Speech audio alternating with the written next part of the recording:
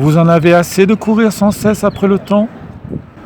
Ce recueil de haïkus est pour vous. La vie s'y écoule plus lentement, plus doucement, plus intensément aussi. La lumière est belle sur la Charente. Elle caresse et brûle en même temps. Là est le domaine, le nôtre, celui que nous nous sommes construits, de rivière en romane. En une seule main, nous avons recueilli quelques poignées de vérités fragiles.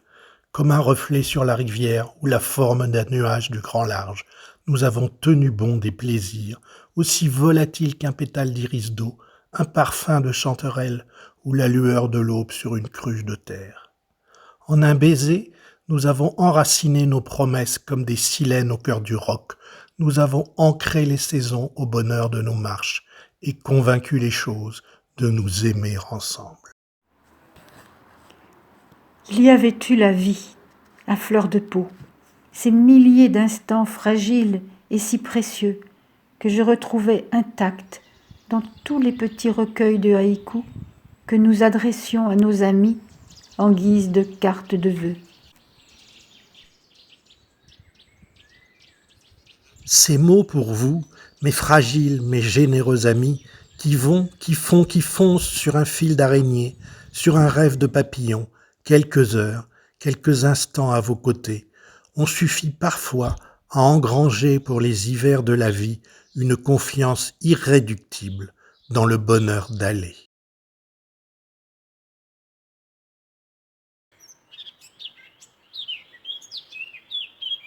Les oiseaux chantent quand on les écoute. Je savais tant de grandes choses qu'un rossignol à lui tout seul pouvait me contredire.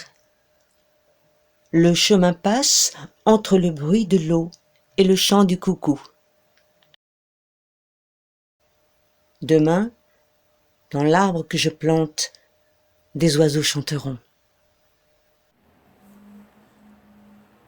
Plus jamais la joie de voir surgir le martin pêcheur, le recevoir comme un signe de connivence sacrée, une grâce qui nous aurait choisis ensemble.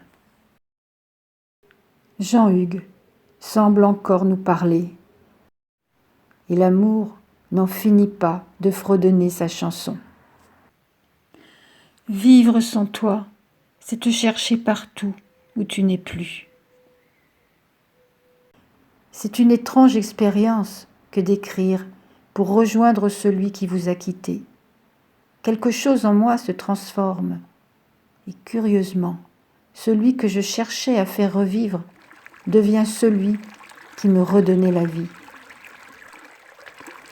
Rivière en fuite, au bruit de l'eau, des instants, toujours là. Ce qui continue à vivre en moi a pris sa source dans nos haïkus. La vie et la mort s'y mêlent, coulent finalement de même source. Les feuilles en chœur, ils s'enlacent à la grille, les volubilis. L'un des haïkus préférés de Jean-Hugues, que l'on doit au poète paysan Issa, dit « Pas une mince affaire que d'être né homme, crépuscule d'automne. » Sous son apparence dansante et légère, l'art du haïku est un ars moriendi, art de bien mourir.